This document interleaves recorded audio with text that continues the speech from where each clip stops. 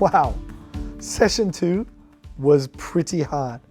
We went from bearing with one another, putting up with all kinds of quirks and differences in session 1, to telling the truth to one another as we are members of one another in session 2. It seems like it would have been easier to pick one side and not the other. Either being just a person who just tells the truth all the time. I'm just going to tell you the truth. I don't have to bear with one another. I don't need to be patient. Or maybe it's easier to go the other side and go, I'm just a person who bears with all things all the time. So then I don't have to deal with the truth or telling the truth to the other person. But Paul, he picks this much harder, narrower road, one that actually leads to a better one another culture that relates well, just as we are called to do. Now, as we get to the third one, fortunately, Paul swings towards be kind to one another. All of us could use more kindness in our relationships. Let's read today's passage.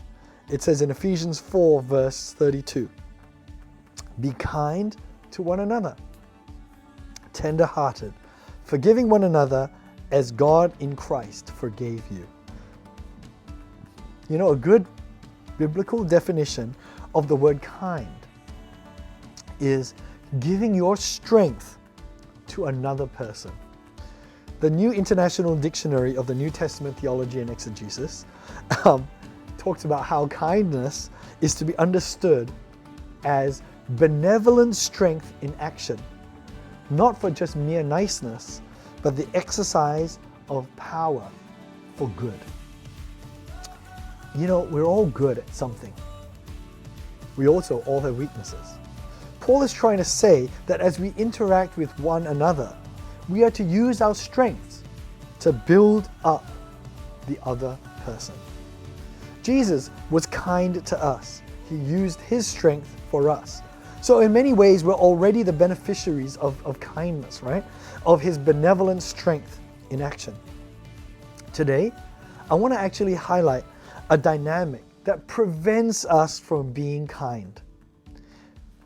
This is the scarcity mindset. It happens when we go, I don't have enough. I'm not strong. Actually, I don't have a lot of blessings and I don't have as much good things as the other people around me. And then we focus on the things that we are missing in life, the things that we want more of. And so then we become people who actually already have many blessings. Maybe we have strength that God has given us, yet we feel like we're never really able to help other people because there's more things we need. You know, I prepared this home group series while I was leading our medical mission to the Philippines. I love going to the Philippines for medical mission because it always grounds me in the reality of the world that we live in. We're very blessed here in Australia. I saw families and parents cry when we gave them $5 glasses and their children were able to see for the first time.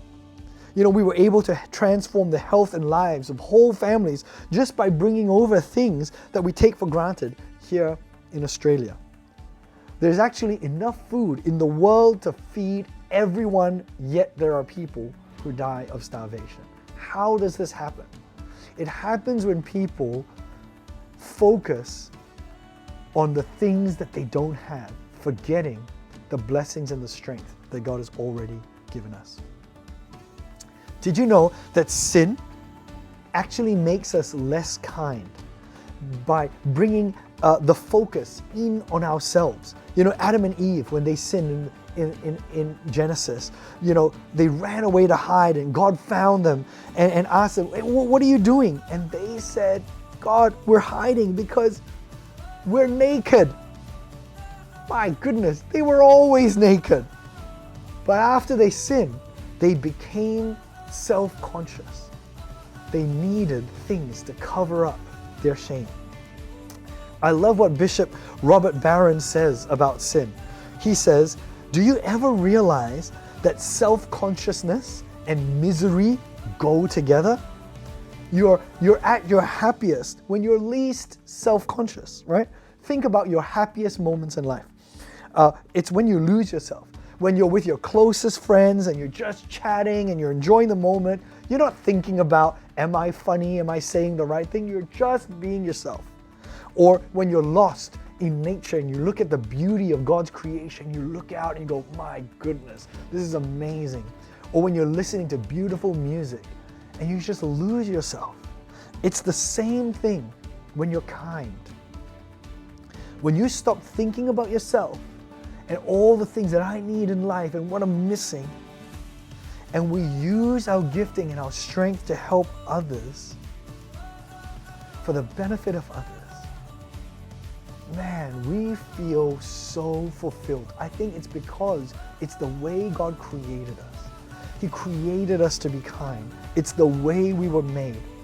But more importantly, it can become the culture that we establish in our one to another relationships.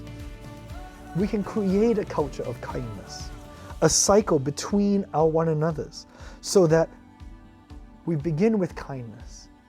We encourage kindness. We model it so that others can emulate it, taking our example from Jesus Christ himself, who used his strength for us.